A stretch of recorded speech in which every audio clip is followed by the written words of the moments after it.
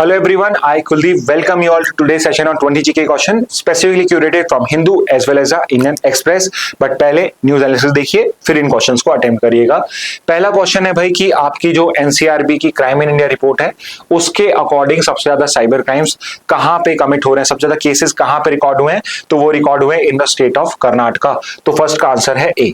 Second पे आ जाते हैं, Indian cyber crime coordination centre और I4C operates under which ministry. तो ये I4C किस मिनिस्ट्री के अंदर में आता है? So we have discussed this also, this comes under ministry of home affairs. तो सेकंड का आंसर है ए।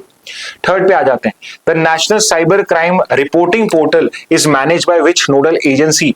कौन सी वो ऑर्गेनाइजेशन है, नॉट मिनिस्ट्री, जो इस पर्टिकुलर पोर्टल को हैंडल करती है? So this is handle bye I4C। तो थर्ड का आंसर हो जाएगा बी। फोर्थ पे आ जाते हैं, CERT in function under which body. तो कंप्यूटर इमरजेंसी रिस्पांस टीम जो ये किसके अंदर फंक्शन करती है? तो ये मिनिस्ट्री ऑफ होम अफेयर्स में नहीं है, ये आती है under your ministry of electronics and information technology. तो फोर्थ का आंसर है डी। फिफ्थ पे आ जाते हैं, in the global context India has been ranked in the tier 1 category for cyber readiness in which international index. तो आप ये मत समझिए कि आपसे टियर 1 कैटेगरी किस इंडेक्स में है वो आपसे वो इंडेक्स बता के पूछ लिया जाए कौन से टियर में आते हैं हम। ये भी हो सकता है टियर 1 इंडेक्स किस पर्टिकुलर इंडेक्सेस के अंदर में हम आते हैं। सो it is in your world global cyber security index. देखिए यहां पे बहुत क्लोज ऑप्शंस होते हैं, तो फिफ्थ का आंसर ए है, global cyber security index, fifth का ए। सिक्स पे आ जाते हैं, the power to conduct SIR of electoral is vested in which body. So it is only with the election commission of India. तो six का answer है D. Which article grants election commission the power of superintendence, direction and control? तो एक article जो सबसे important है that is article 324, यहां पे सेवेंथ का आंसर है बी।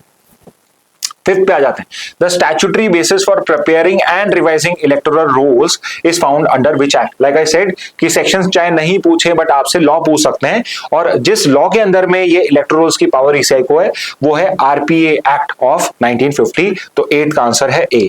नाइन्थ पे आ जाते हैं, which of the following treaties completely bans all forms of nuclear explosion including underground test. तो इफ यू रिमेंबर, पहले PTBT साइन हुआ था, फिर CTBT साइन हुआ था, जो कॉम्प्रिहेंसिवली न्यूक्लियर टेस्ट को बैन करता है। तो 9th का आंसर हो जाएगा सी।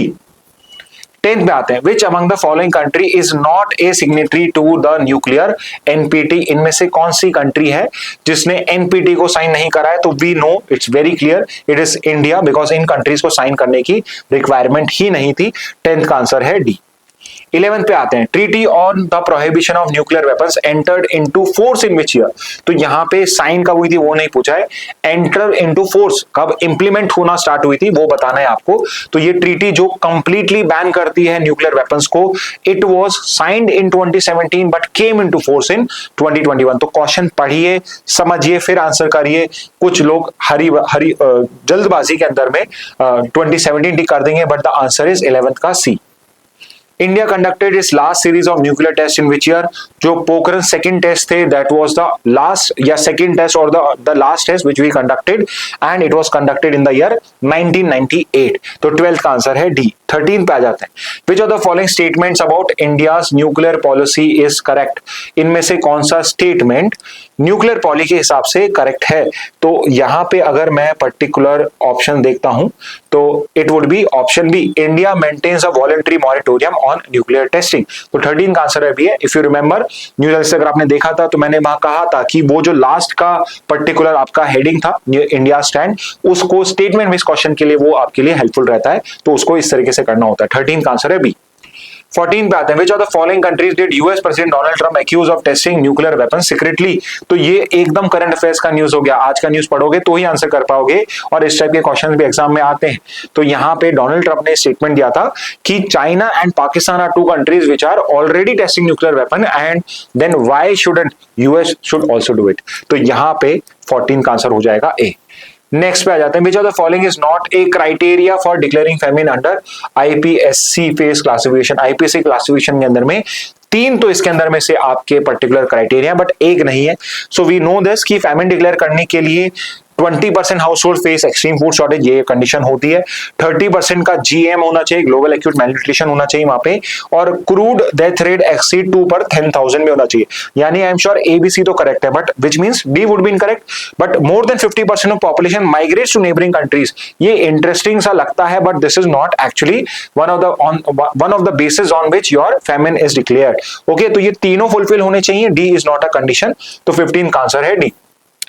नेक्स्ट पे आ जाते हैं, which countries share in India crude oil imports dropped below 1/3 for the first time in 2 years। तो अगेन करंट का पर्टिकुलर है, तो because of US sanctions, because of fear of US sanctions, India ने धीरे धीरे रशियन ऑयल इंपोर्ट करना कम करना start कर दिया है, और अब वो हमारा ड्रॉप जो है वो 1/3 से भी ज्यादा हो चुका है, तो 16 का आंसर है सी। 17 में आते हैं, which Russian oil companies were sanctioned by the US in October 2025। तो कौन सी दो कंपनीज पे सैंक्शंस लगाए गए जिसके डर में हमारी इंडियन कंपनीज ने ऑयल इंपोर्ट करना बंद कर दिया है? तो वो दो आपके रशिया की बिगेस्ट ऑयल कंपनीज है, एक है रोसनेफ्ट और एक है ल्यूकॉइल, तो 17 का आंसर है ए। नेक्स्ट पे आते हैं, India is a world dash largest consumer of crude oil. तो भाई कौन से नंबर पे, फर्स्ट है, सेकंड है, थर्ड है, फोर्थ है, फिफ्थ है, क्या है? तो इंडिया है यूएस और चाइना के बाद थर्ड लार्जेस्ट कंज्यूमर, तो 18 का आंसर हो जाएगा बी। 19 पे आते हैं, इंडियन साइंस कांग्रेस, जिसको अब आपके कॉन्क्लेव ने, इमर्जिंग कॉन्क्लेव ने यहाँ पे रिप्लेस करा है, वो पर्टिकुलर आईएससी कब स्टार्ट हुई थी? So that was established in 1914 में। तो जब वर्ल्ड वॉर 1 स्टार्ट हुआ था तब एस्टैब्लिश हुई थी ISC to popularise science in India. 19 का आंसर है बी। 20 देख लेते हैं, which tribal group is primarily affected by the great Nicobar island project. तो यहाँ पे जो ट्राइब्स दी हुई हैं, इसमें एक तो पीवीटीजी मेंशन्ड है और एक निकोबारी ट्राइब है। तो पीवीटीजी जो आपके निकोबार आइलैंड को इनहैबिट करती है वो है शोम्पेन ट्राइब, तो 20 का आंसर हो जाएगा सी। एंड फाइनली एक बोनस क्वेश्चन और देख लेते हैं, under which law must forest rights be settled before D notifying tribal reserve land. तो आपके किस लॉ में रिजर्व किया जाता है और उसको डी रिजर्व करने से पहले जो रिक्वायरमेंट है कि आपको ट्राइबल्स को नोटिफाई करना है, वो किस लॉ के अंदर में किया जाता है? तो वो पर्टिकुलर लॉ है आपका forest rights act of 2006। Okay, तो 21 का आंसर हो जाएगा बी। ओके स्टूडेंट्स, तो ये थे आज के इंपॉर्टेंट 21 जीके क्वेश्चन या 20+1 बोनस क्वेश्चन। इसके अलावा और भी इंपॉर्टेंट क्वेश्चंस आप बना सकते हैं अगर आप न्यूज एनालिसिस को प्रॉपर्ली आपका अटेम्प्ट करें। Okay, so with this message let's end today session. Thank you and have a very nice